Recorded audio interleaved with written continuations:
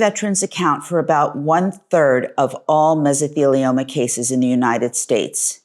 If you served in the Navy, especially between the 1930s and 1980s, you were almost certainly exposed to asbestos, probably heavily and repeatedly. Why did the Navy use so much asbestos, and why weren't sailors warned about the dangers? Today, I want to explain the history of asbestos use by the Navy and the impact it had on the service members who were exposed. I'm Terry Oppenheimer. I've been writing about mesothelioma and asbestos for the website mesothelioma.net for over a decade, and the Navy's asbestos story is one of the most troubling chapters in the history of asbestos use. Let's start with why the Navy used asbestos so extensively. The answer comes down to the unique challenges of naval vessels and asbestos's admittedly remarkable properties. Ships face constant fire risk from engines, boilers, electrical systems, weapons, and fuel. A fire on a ship at sea is catastrophic. There's nowhere to evacuate to, limited water for firefighting, and fire can spread rapidly through confined spaces. Asbestos is one of the most effective fire-resistant materials ever discovered. It doesn't burn, it insulates against extreme heat, and it's incredibly durable. For the Navy, it seemed like the perfect solution to fire safety challenges, so it was used extensively to insulate pipes, boilers, and engines. It was in gaskets and packing materials, it lined bulkheads and decks, it was in electrical insulation, and it was even in some protective clothing. From the 1930s through the 1970s, Navy ships were essentially floating asbestos exposure chambers. Every ship, aircraft carriers, battleships, destroyers, submarines, support vessels, they were all loaded with asbestos-containing materials. The engine rooms, boiler rooms, and machinery spaces had the highest concentrations because that's where the greatest fire and heat protection was needed.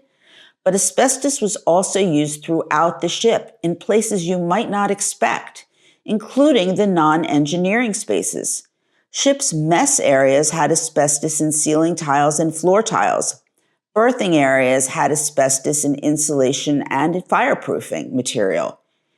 Here's what made Navy asbestos exposure particularly dangerous. The confined spaces and poor ventilation on ships meant that when asbestos materials were disturbed, whether during installation, maintenance, or repairs, the fibers had nowhere to go. They circulated through ventilation systems. They settled on surfaces throughout the ship.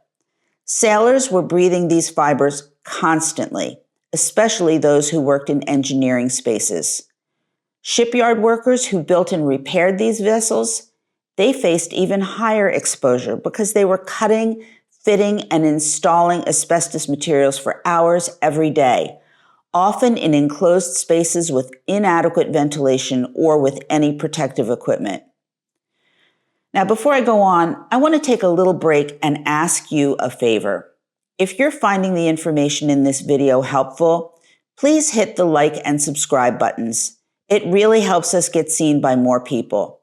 And if there's a topic you'd like addressed in a future video, send me a note via the comment section below. And watch until the end, because I'm going to give you information about accessing help and getting your hands on some important resources. Now, here's the part that makes veterans so angry, rightfully so.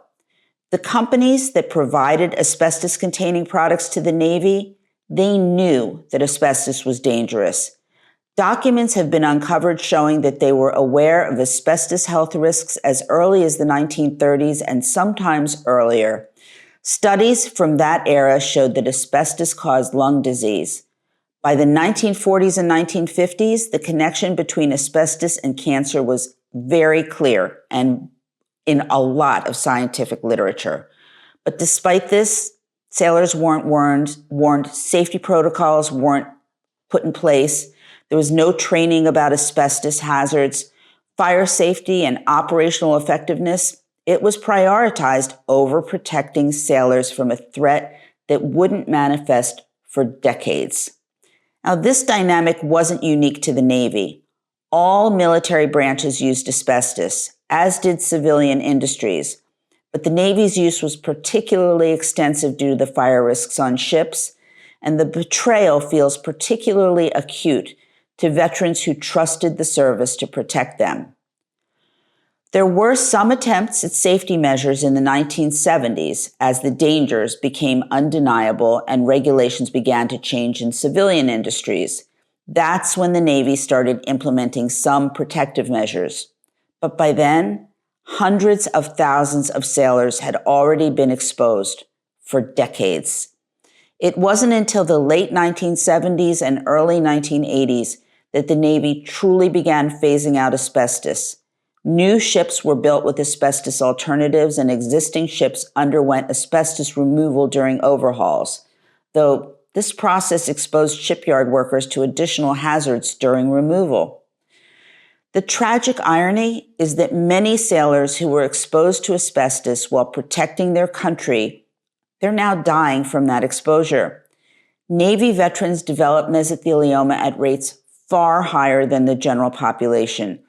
Veterans who served decades ago, they're being diagnosed now in their 60s, 70s, and 80s with a disease caused by exposure that happened when they were young men serving their country. Now, some Navy occupations had particularly high exposure. Boiler technicians, machinery repairmen, pipe fitters, hull maintenance technicians, damage controlmen, and anyone who worked regularly in engine rooms or boiler rooms faced massive exposure. But really, anyone who served on Navy ships during those decades was exposed to some degree because asbestos was everywhere. Submarines, they presented unique challenges. The confined spaces, lack of ventilation, and inability to escape or get fresh air made asbestos exposure on submarines particularly dangerous. Submarine veterans have extremely high rates of mesothelioma.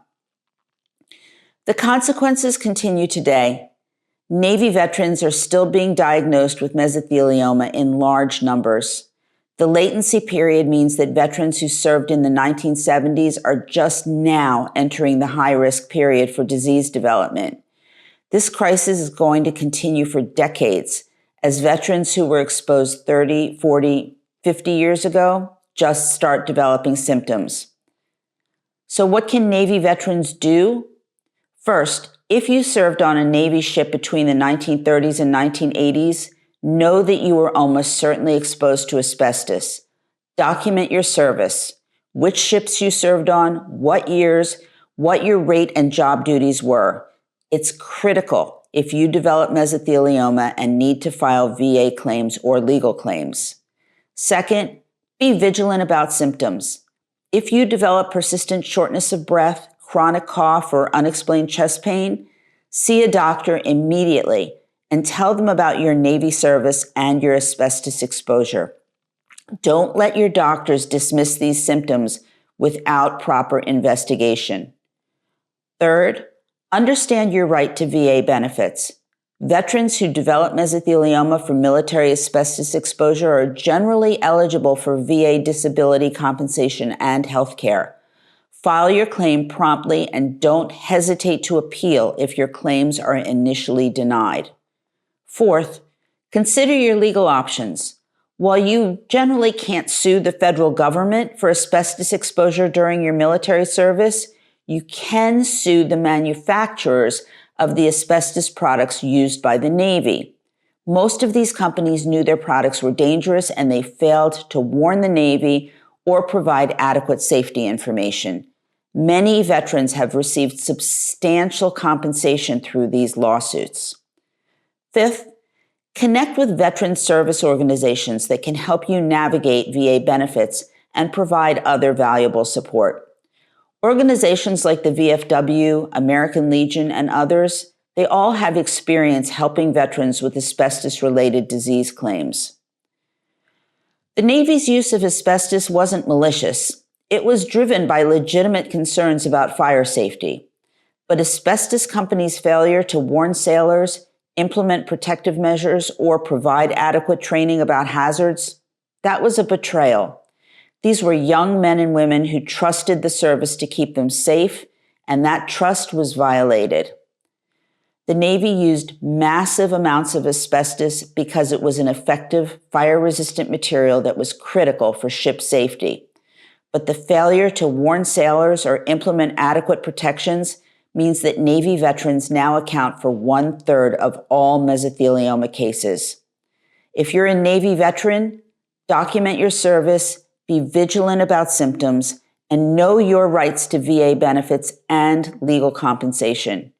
You can visit mesothelioma.net for veteran-specific information about asbestos and mesothelioma, or call us at 1-800-692-8608 or use the live chat feature to speak directly to a patient advocate. As for me, remember to post your questions below, and I'll see you next time.